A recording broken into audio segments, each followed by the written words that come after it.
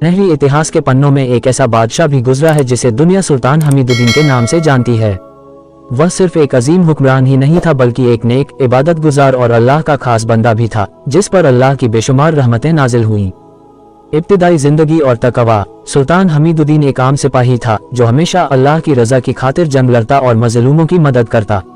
उसकी जिंदगी का उसूल था कि वह हर काम अल्लाह के नाम पर करे। कम उम्री में ही वह तहज्जुद गुजार बन गया, हर नमाज को वक्त पर अदा करता और कुरान की तिलावत उसका सबसे महबूब मशगला था। उसके दिल में एक ही ख्वाहिश थी, एक ऐसा बादशाह बनना जो सिर्फ अल्लाह के हुक्म पर चले। सल्तनत का क़याम और अदल। जब वह सल्तनत का बादशाह बना तो उसने इंसाफ, दयानतदारी और अल्लाह के अहकाम को बुनियाद बनाया। हर रात सोने से पहले वह अपने दरबार के दरवाजे खोल देता और गरीबों की फरियाद सुनता। उसने हुक्म दिया कि अगर कोई शख्स भूखा सोए तो यह उसकी हुकूमत की नाकामी होगी।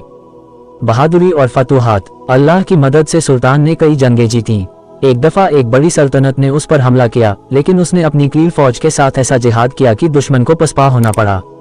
मैदान जंग में भी वह हमेशा अल्लाह का जिक्र करता और अपनी फौज को तालीम देता कि वे किसी जो जलाल के लिए नहीं बल्कि अल्लाह के दीन की सरबुलंदी के लिए लड़ रहे हैं। अल्लाह की मेहरबानी और मोज़िज़ात। लोग कहते हैं कि सुल्तान पर अल्लाह की खास रहमत थी।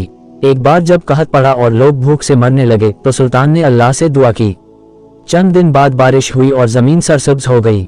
उसकी सल्तनत में एक वक्त ऐसा भी आया जब अमन और खुशहाली की मिसाल दी जाने लगी। आखिरी वक्त और अल्लाह की रजा।